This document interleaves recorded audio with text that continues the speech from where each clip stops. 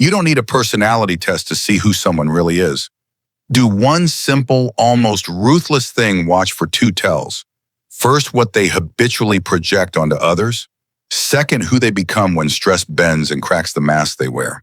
In that split second when the mask fractures essence, flashes like lightning at midnight brief, but bright enough to reveal the inner architecture. Jung called this the encounter between the ego and the shadow, between the story we tell about ourselves and what we're afraid to admit. We live in an age where images are honed to perfection, skin-smoothed words measured goodwill on display. But every image needs a base to stick to, and that base is the unconscious. The drives we deny, the desires we repress, the fears we bless with moral labels.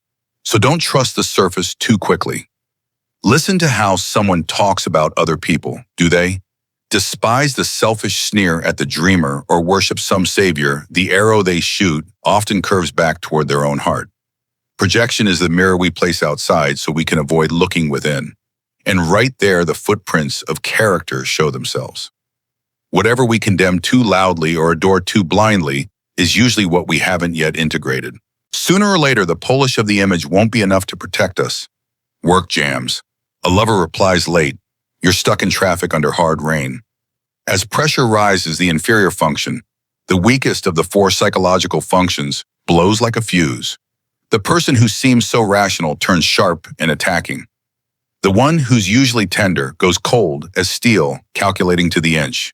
The rock-solid sensor suddenly chases chaotic impulses. The free-floating intuitive gets scattered, promising everything, following through on nothing. That moment isn't an accident, it's a test. Depth chooses to look back at the outburst, name it, repair it, and walk on more soberly. Shallowness deflects, rationalizes, and builds a thicker mask. You might be thinking, isn't this a bit severe? It's not a summons to judge. It's a summons to see. When we see clearly, the heart softens. Everyone has a shadow and everyone gets tested when tired.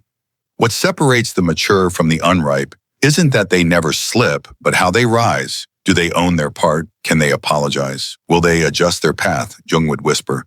Seek the place where opposites clash. There you'll find living truth. The more we reconcile our inner contraries, firm and gentle, logical, and feeling, the sturdier the personality becomes. So here's our path, step by step and slow by design. First, learn to read projection, the unconscious language we write onto other people without knowing it. Then study patterns under pressure, the truest mirror of character. I'll guide you through simple signs to spot everyday examples you'll recognize in self-inquiry prompts, so you don't just read others, you read yourself. Because understanding others without understanding yourself is only half of truth.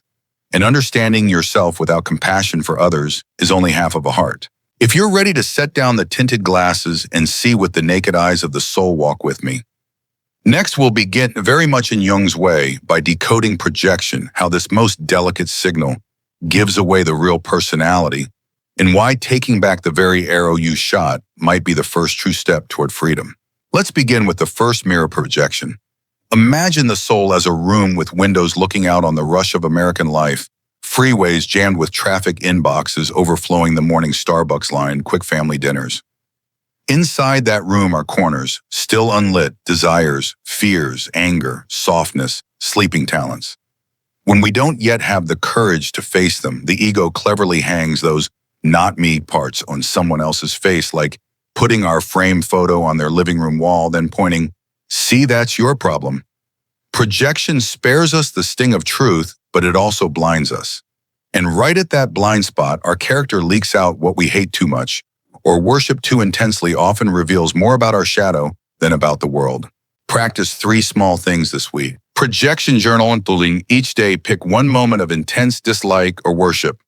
Write what you put on them, then where 1-5% lives in you. The 5% act, choose a tiny step to integrate the disowned trait. Hate show-offs. Share one modest win with a friend. No apology, no self-downing. Idealize the brave. Say a clean no to one over ask. Community line, post one comment that starts with calling my arrow back, e.g., calling my arrow back, I labeled A as braggy. I need to learn healthy self-recognition. Speaking it helps you and someone walking the same road feel less alone. As projection pulls back, the picture sharpens. The toxic friend might simply be out of rhythm with your wound. The person you put on a pedestal may be another human wrestling like the rest of us. And you, the one who thought you had to choose either strong or gentle, discover you can be both. True character isn't a glossy bio. It's how you treat the parts of you that aren't finished yet, and from there, how you treat the world. You now hold the first key to seeing people watch the arrow of projection as it leaves and circles back. But the portrait isn't complete until we study the moment the mask slips when pressure kicks the door in and the inferior function grabs the wheel like a child snatching a toy. Next time, we'll enter the second mirror, who we become under stress, and why the way we handle that slide owning or blaming, repairing, or denying is the quiet, enduring test of character. If you're ready, we'll step through that door together, slowly, honestly, and gently enough to pause whenever we need. You'll notice it in the smallest moments. A guy behind you in the coffee line mutters, "Everyone here is so slow."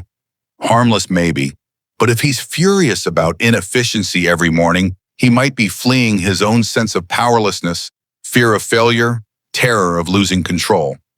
Or the colleague on Slack who sneers, "You're all too emotional. Work needs logic." Sometimes that's a shield against unacknowledged tenderness, a wish to be touched and seen but not daring to admit it. Flip side, the superfan who gushes, "She's perfect. He's a genius." They're saviors. Idolization is projection too, handing your own strength, creativity, and courage to someone else so you don't have to live it. Projection is most subtle in intimacy. A familiar story you enter, love hoping to be healed, and slowly your partner becomes cold like dad, demanding like mom. Often you are not seeing them, you're seeing undigested history.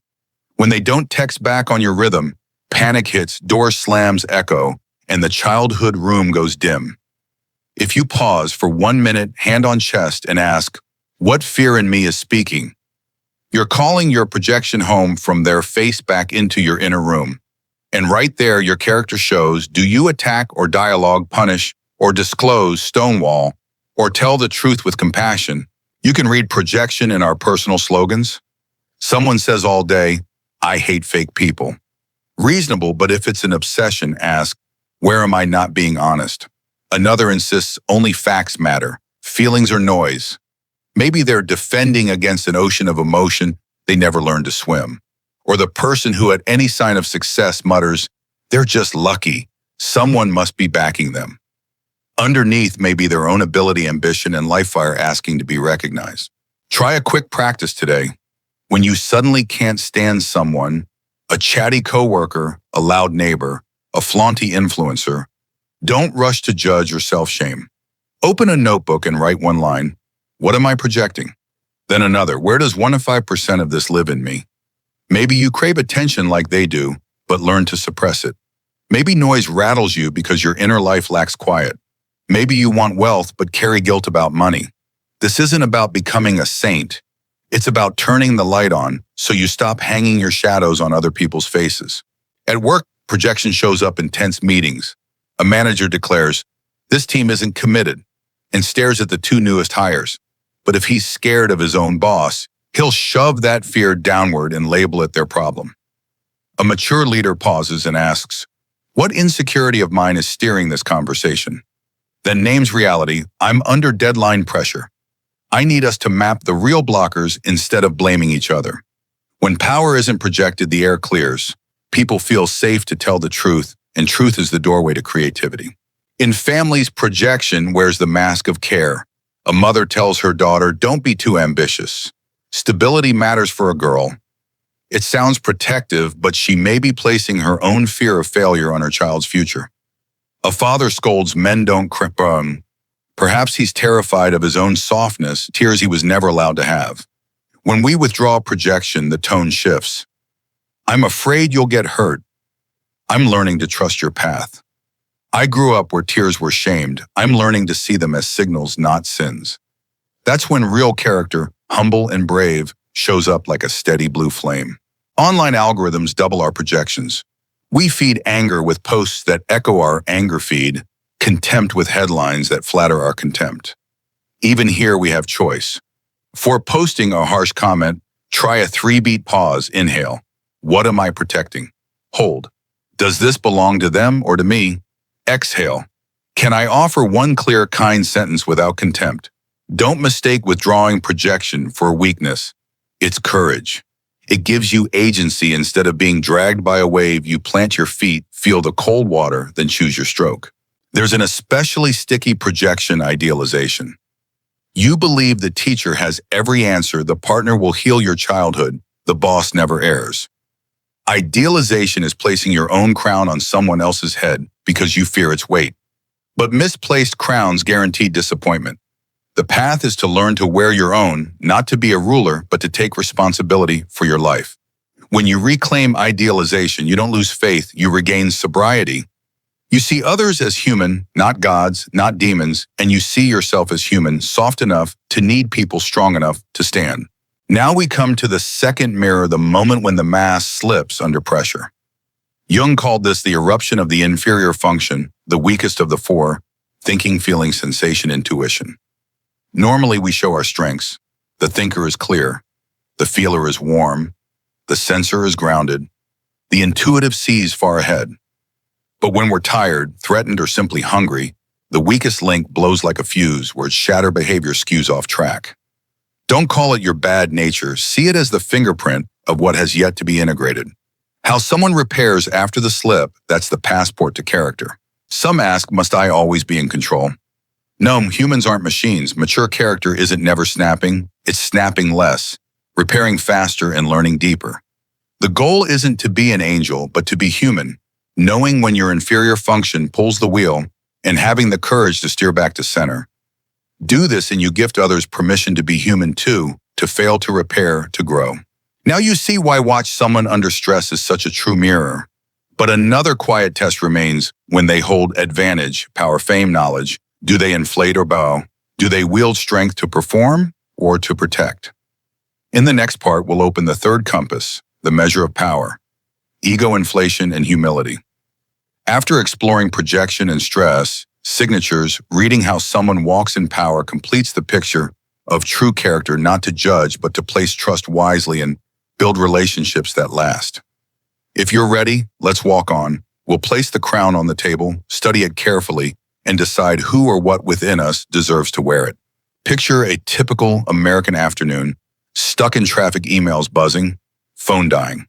You arrive at the meeting, the project is delayed, a colleague throws a tough question. If your strength is thinking, you're usually calm, logical. But under stress, your inferior feeling might cut like a knife, harsh words, personal jabs, turning reason into judgment. If you're strong in feeling, normally empathetic, fatigue may unleash your inferior. Thinking, icy tone, rigid logic, punishing like a judge. Sensors, usually reliable with details, may spiral into chaos. Impulse shopping, mindless eating. Intuitives, usually visionary, may scatter, making promises, spinning stories to escape reality. These slips don't define you. How you return does. Take an everyday scene: a child spills milk. The gentle mother suddenly yells, eyes sharp. A minute later, she looks at the spill, sees her child's trembling face, exhales. I'm sorry, I overreacted. Can you help me clean this up? The yell was the slip. The apology is integration. At work, a logical manager explodes. This team has no commitment. Later, he returns. Pressure from above made me harsh. Let's reset. Give me the real blockers. I'll clear A and B. The outburst was the slip. Taking responsibility is integration. On the road, a driver gets cut off, heat surges. Instead of chasing, he signals, pulls aside, hand on chest, breathes 4684, and moves on. That pause isn't small. It's the spine of dignity. Each of us has a stress signature: dry throat, tight shoulders, racing heart, black and white, thoughts, familiar mantras. They don't respect me. I'll be abandoned. No one helps me. This signature is the map to your inferior function. Intuitives under stress float away from the body, heart-racing, mind-spinning stories. Their antidote: come back to sensation, feel your feet, hold a cold glass, name 3 blue objects. Sensors under stress drown in matter. Eating, scrolling, endless, cleaning. Their antidote: restore, meaning. Write 1 line. What value is this touching in me? Thinkers in stress exile feelings. Antidote: 1 honest sentiment. I feel anxious and I still want to work this out with you. Feelers under stress freeze the air. Antidote: a simple fact. The deadline is 5 p.m. The 3 steps are, we don't change our essence. We build bridges between parts. In love, the stress signature shows when a text reply is late. He reads but doesn't answer. The pass slams shut. If your inferior is thinking you explode with absolutes, you don't care at all. If feeling you go cold, whatever, sharp as ice. If sensation you hunt traces reread every dot. If intuition you spin betrayal tales, the way back. Ask what's being triggered. What do I need right now to feel 5% safer? What's a kind, clear, responsible sentence? For example, when your text is late, I feel anxious. Can we talk tonight at 9 for 15 minutes to sync back up? Online stress shrinks us. One disagreeing comment sparks fire thinkers, shoot bullets of logic feelers, moralize censors, dig petty details. Intuitives drop conspiracy. To keep dignity in the heat, try 3 steps. 1. Pause, count to 10, leave the screen for 60 seconds. 2. Name it, my inferior function is driving. 3. Respond, don't react. Write 1 open line, I may have misunderstood. What I mean is, or choose silence until your heart steadies.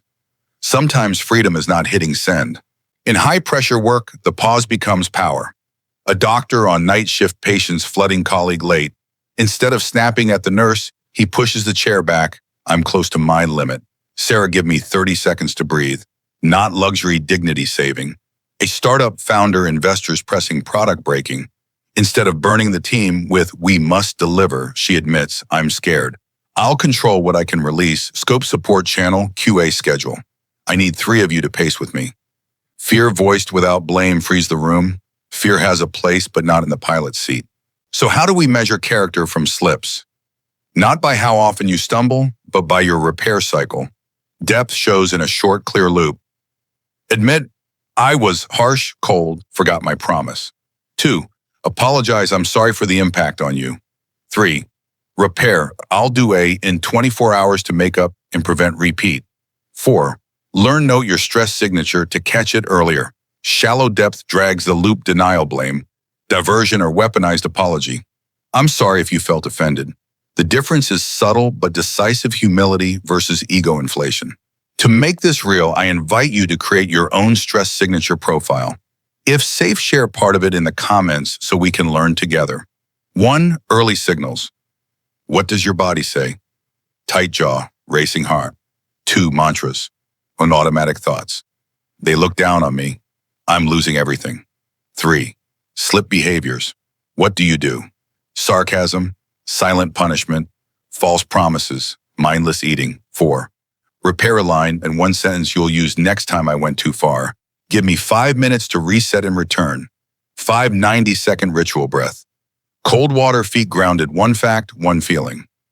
Write briefly, honestly. Together we make a space where mistakes aren't nailed down but transformed. Let's set the crown down on the table and really look. Power, whether great or tiny, doesn't create character. It amplifies what's already there. When someone steps into a role, boss, parent, teacher, celebrity, the person with the mic, they stand closer to the great collective images, the king, the queen, the redeemer, the teacher. Jung warned about the danger of ego inflation, being possessed by an archetype and mistaking yourself for the throne. In that state, a person stops relating to life and starts relating to an image of themselves. True humility isn't self-belittling. It's knowing you're holding a temporary power entrusted to you to serve something larger than the I. Between those 2 poles, inflation and humility, our real nature shows through like ink spreading on wet paper. So far, our map for reading people has 3 layers.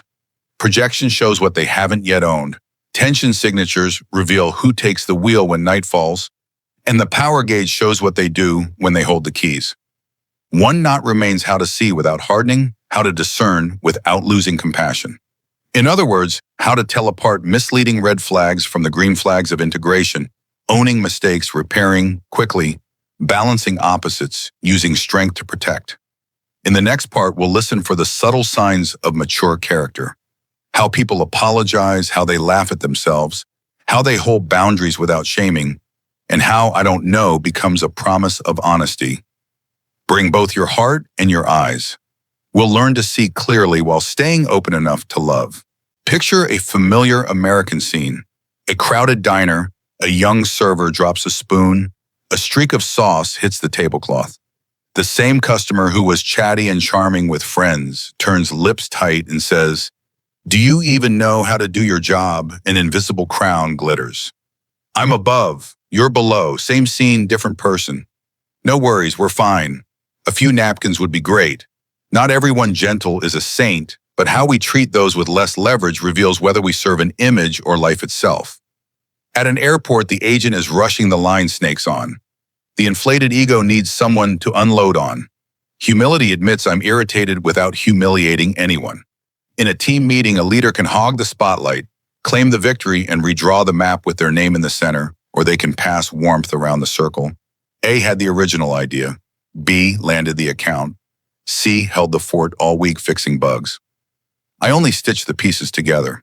Power isn't just a badge or a title. Power is anything that lets us affect another person's world, a child's bedtime, a teacher's grading sheet, a podcaster's microphone, a follower count, a secret someone trusted us with. A mother wields power choosing lights out. A professor wields power awarding points. Someone with 10,000 followers wields power shaping a story. Inflation begins when we confuse entrusted with owned. When we believe our voice is by default more correct, our feelings deserve priority, and everyone else's time must bend around ours. We're wearing the crown on the bare forehead of the ego without the mane of responsibility. Consider a workplace example. A founder closes a funding round, applause still echoing, eyes shining at the dashboard. Next week in the conference room, she interrupts 3 teammates, dismisses a thoughtful product plan. "I know what customers want." An investor just shook my hand. That's the archetype of the visionary taking over. I see farther than anyone. But that night, after a serious bug ships, she gathers the team late. I let my ego drive. From now on, every decision answers 2 questions. What data do we have, and who will be affected? I'm booking one-on-ones to hear each of you. That return doesn't make her smaller. It creates a safe ring where truth can enter without being punished. Humility doesn't erase authority. It purifies it. In education, a beloved teacher can start to believe his words are scripture. He swats stupid questions, uses sarcasm as a fence. Power turns into a stage for a lonely ego. Another teacher stands with students at the edge of the unknown and can say, "I'm not sure, let's test it. I don't know." Sounds weak, but it builds a bridge over the canyon of self-importance. In a family, a stern father might use discipline to hide his fear of being disrespected, punishing a child for the father's own shame. Another father, equally firm, places a hand on his own shoulder before he touches his child's. "I'm angry and I don't want to dump this on you. Give me 10 minutes, then we'll talk." Here, power is tied to the post of mindfulness. Online and inflation is a sweet intoxication. Hearts views praise melting like sugar on the tongue. A creator starts to treat the audience as fuel, not community. They craft clickbait, stoke fear, and scold dissenters with awake sarcasm. Meanwhile, another creator remembers there are fragile lives behind the screens. They set gentle house rules. Disagreement is welcome, dehumanizing isn't. They pin a line, "We are guests in each other's space." They give credit and make room. A's breakdown helped me fix this video. Thanks for catching my oversight. Humility turns a platform into a learning plaza, not a propaganda base. How do you know inflation is sliding in? The body speaks before the mind, chest lifted, high voice drops a half step, eyes wanting someone to bow. Then the subtle tells we repeat, "I already know." If you were in my seat, you'd get it. There's only one way. We lose humor about ourselves, fight feedback like it's a storm. We grab public credit and distribute mistakes across the team. Humility has a different rhythm. Gratitude is a breathing pattern, meticulous. Credit giving, the real we, not for PR, but because we feel we're one link in a chain. We keep clear boundaries. Don't cut others down to stand taller. Don't take credit we didn't earn. Don't wield morality like a sword. We can even let air out of the room's balloon with a light joke at our own expense, a nod to an inconvenient truth, or a simple, "Can you show me what I'm missing?" Try a crown check this week. Each day, jot 3 lines. What power did I hold today? Even small, my kid's schedule, the mic in a meeting, the Wi-Fi password. Did I use it to protect or to perform? What is 1% action to shift from performance to protection? Surface someone else's contribution. Ask the quietest person for input. Apologize for a sharp comment. If it feels safe, share one short line with the community. Today's crown. I chose to. When many of us tell the truth about our little powers, community becomes a living ethics lab. Nobody perfect, everyone learning how to wear the crown with warm hands and a humble brow. A common question. Does humility make me weak? No. Humility isn't bowing to injustice.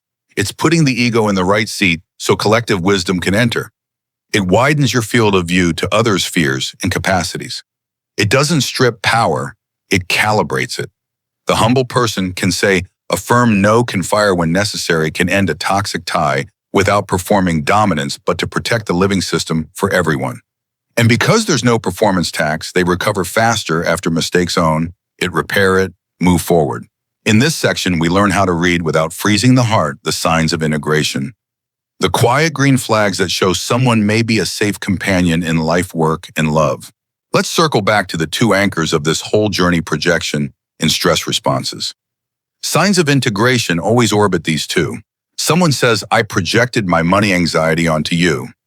I'll work on that fear, and next week I'll bring clear numbers to our budget meeting. That's retrieving the arrow. Or I was cold in yesterday's meeting. This morning I sent a 3-step plan, and I'm open to feedback. That's returning the unconscious to the scene with discipline. When both axes are in motion, you're looking not at a perfect person, but at one mature enough to be trusted. To anchor this into muscle memory, practice a tiny ritual. And if you feel safe, invite the community to join. Each night, write a 3-line integration note. What projection did I make today, and how did I retrieve it? Where did I slip, and what corrective action did I take? What small power did I use to protect something today? Try posting a short version in the comments. I retrieved, I repaired, I protected. When many share this rhythm, even the algorithm becomes a place of learning. We remind each other that the internet can be a quiet monastery if we're willing to practice. Simple but powerful examples. A young editor promises to send the file by 6 p.m., but it's 9 and still not done. Instead of disappearing, they text, I underestimated editing time. I'm sorry, everyone. It's exporting and I'll send it by 9:45. To avoid repeating this, I made a checklist with a 30% buffer. Can someone review it with me tomorrow? The team receives not just a file, but a person growing up, or a father who once yelled when his child spilled water. The next week, he helps clean and says, I'm learning not to let fatigue drive instead of my heart. Just one sentence, but a strong anchor for a child to trust in an adult's repair. And when you meet someone without these signs who projects endlessly, denies all consequences, uses power for show, don't rush to become their judge. Do what we've been practicing from the start. See clearly, choose wisely. Maybe they're not someone to entrust with your heart or career, or maybe they're simply exhausted today. Wisdom is keeping the heart open without giving up the spine. You have the right to step back, set boundaries, and still bless them on their path. That is compassion with a backbone. Now you have a subtle sensor kit. Listen for responsible apologies. Notice boundaries set without shame. Spot self-aware humor. Recognize credit given where it belongs, and look for a rhythm of repair repeated often enough to become a way of life. In the next section, we'll weave the whole journey into a living map, how to bring projection and stress responses into daily practice, how to read others without bitterness and read yourself without self-punishment. If you're ready, we'll put pen to paper for small but lasting steps: the 3-line journal, the 90-second ritual, the 5% dialogue, so that seeing clearly becomes a living ethic, not just an observing skill. After we've noticed their arrows of projection and seen who they become under stress, now it's time to listen for something subtler, what they do afterward. Jung reminds us that dignity is not measured in moments of failure, but in the rhythm of repair, the steady return to center. A person may flare up, stumble, or tremble before the crown of power, but if they can name their part, apologize without self-humiliation or blame, reset the rhythm, and learn from the slip, then the ego has begun to kneel before the larger self. In that space, we glimpse a quiet light. You've probably met someone like this. In a meeting, they say something off-key, disrespecting a colleague. The room goes silent, At the end, they return exhale and say clearly, I spoke out of turn. That must have made you feel small. I'm sorry for the impact I caused. I'll take on the heavier task this week to make up for it, and I'll draft speaking guidelines so we keep our tone respectful. Not all apologies are the same. An integrated apology has 3 threads: ownership, I impact on you, and a corrective move, I will. It does not ask the injured party to understand me, nor does it bargain for forgiveness. It is simple, responsible, and opens the way for trust to return like a gentle rain. In love, green flags hide in ordinary details. They arrive late, but instead of turning it into a story about their impossibly busy life, they send a short message.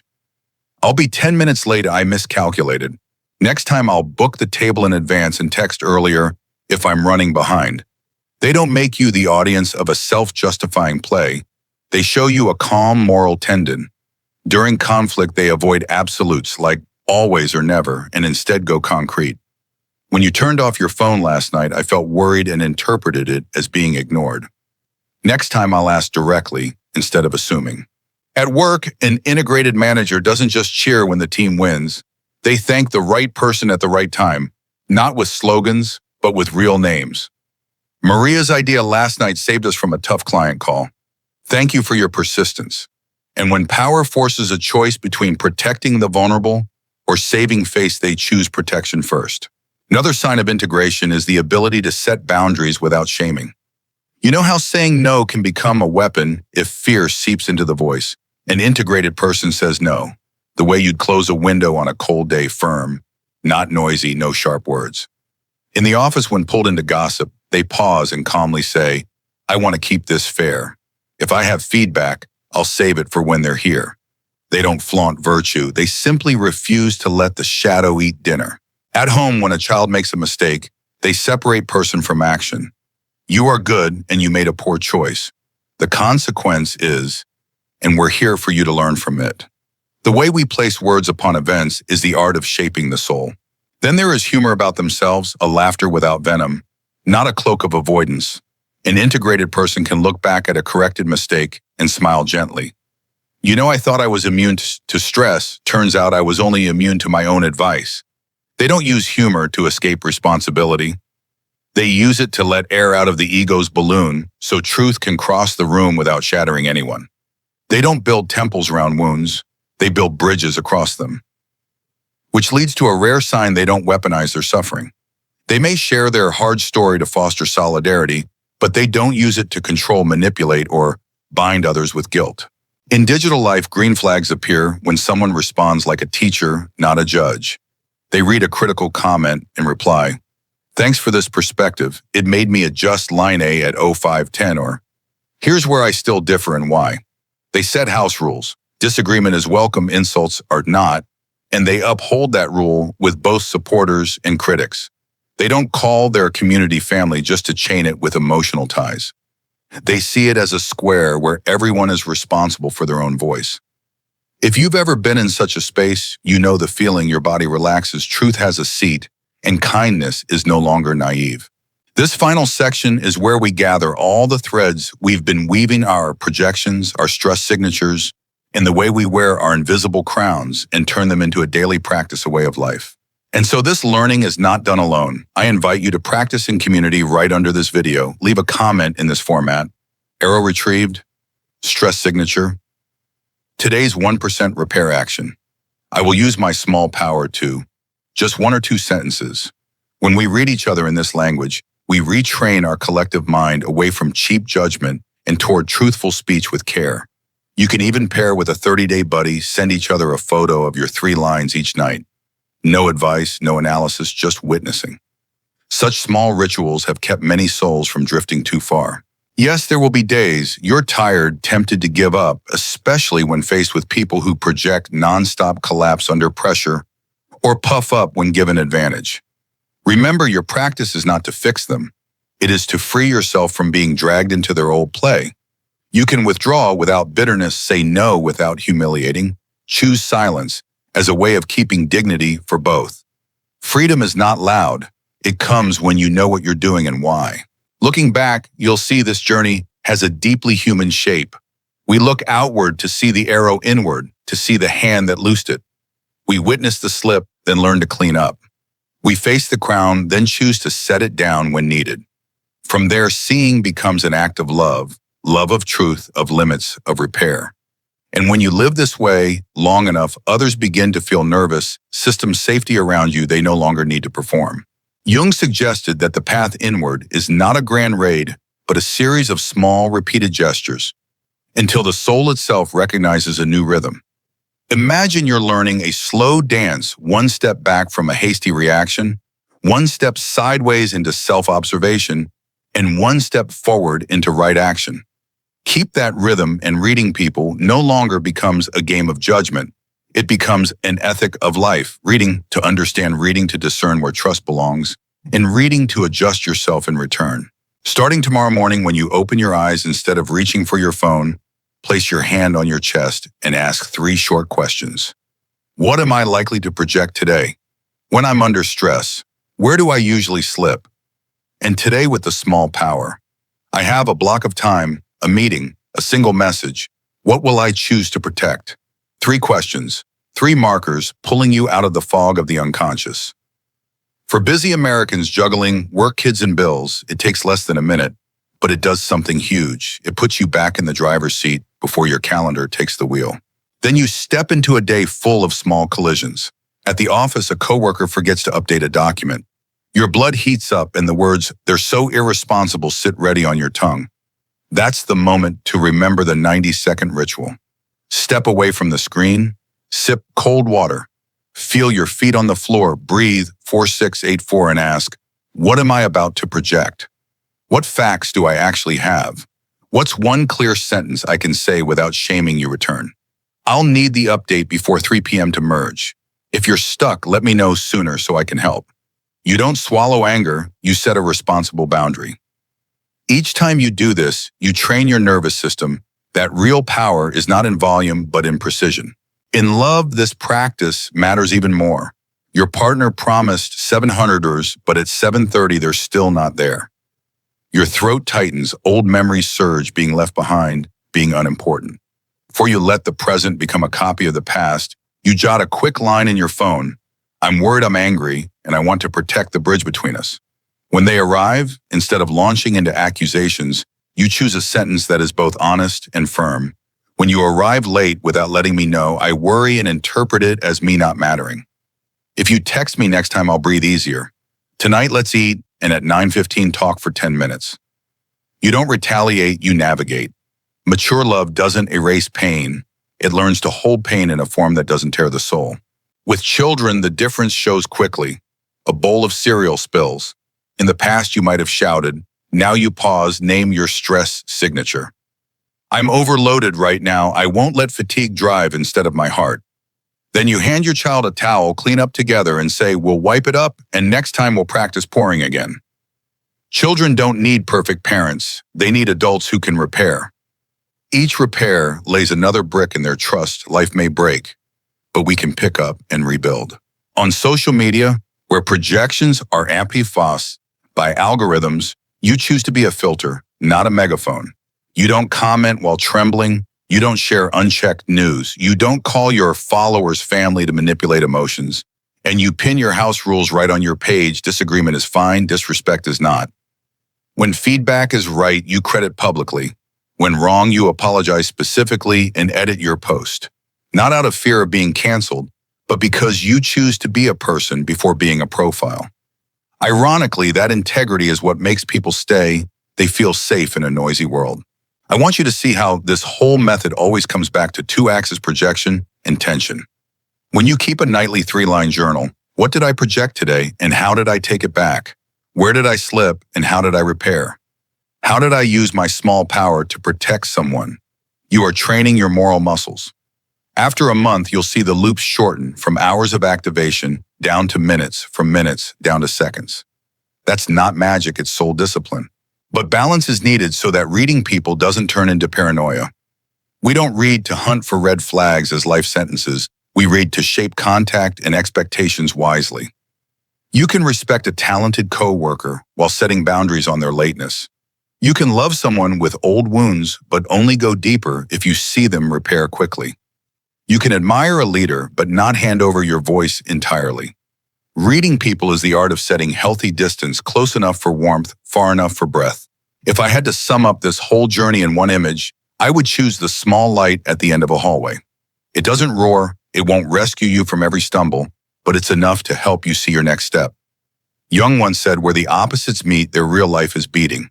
Throughout this video, we've trained our eyes on two key points, projection and moments of tension, and added a third mirror, how we wear or lay down the crown of power. From these three mirrors, your true character does not appear as a verdict, but as a painting, unfinished yet alive, drawn, stroke by stroke, with courage, humility, and the rhythm of repair. What matters most is not how well we read others, but how clearly seeing helps us live more kindly in each other's worlds. You may forget some examples or a few terms, but try to remember the heartbeat of the message. When projection flies outward, we pull it back. When tension pulls us off balance, we pause, name it, and make a small correction.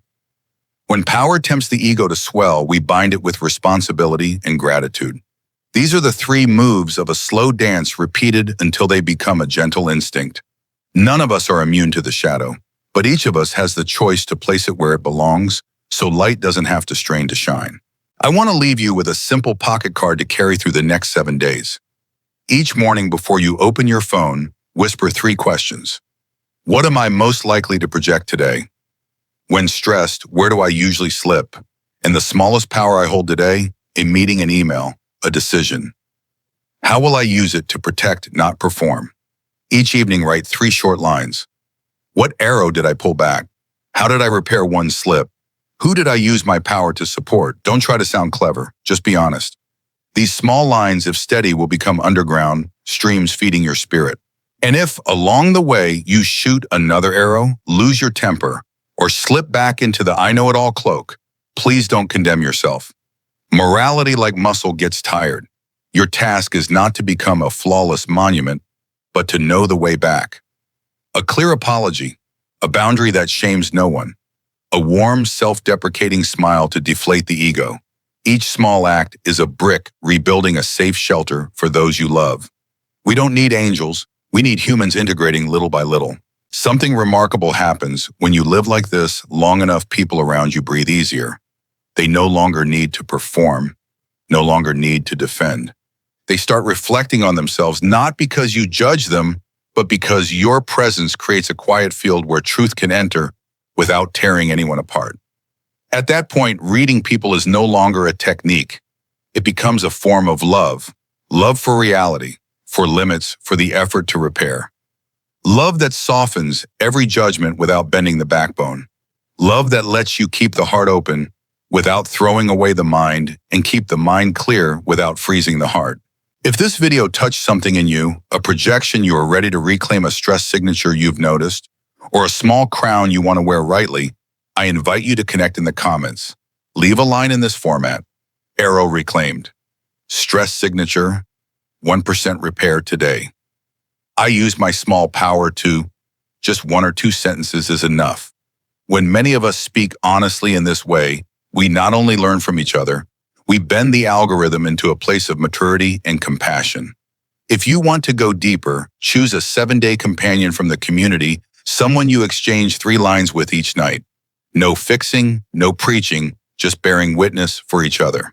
Before we part, I want you to carry one small promise light, yet beautiful enough that your heart will want to keep it. For the next 7 days, I will slow down by 10 seconds at the crossroads before judging, before hitting send, before raising my voice. I will use those 10 seconds to ask, am I projecting? Is my inferior function driving? What am I truly protecting? And then I will choose the smallest action aligned with truth. If even a small community keeps this simple promise, the world around us will already hold less unnecessary noise. Thank you for being here, for giving your mind and heart 10 minutes of quiet. If this Jungian perspective is useful, please subscribe so you won't miss the next dives into the light and shadow of the human soul. Leave your 3-line comment so someone maybe on the other side of the city can read it and feel less alone. And if you know someone who could use this pocket card, share the video as a gentle invitation. I'll see you in the next episode, where we'll keep weaving a map of practice. 2 things to watch, 4 moments to pause, 3 truths to speak, and 1 habit to keep so that seeing clearly is not just a flash of insight, but a way of life. Until then, may you walk softly between shadow and light like a steady lamplighter, keeping for yourself and for those walking with you a small flame warm enough to last.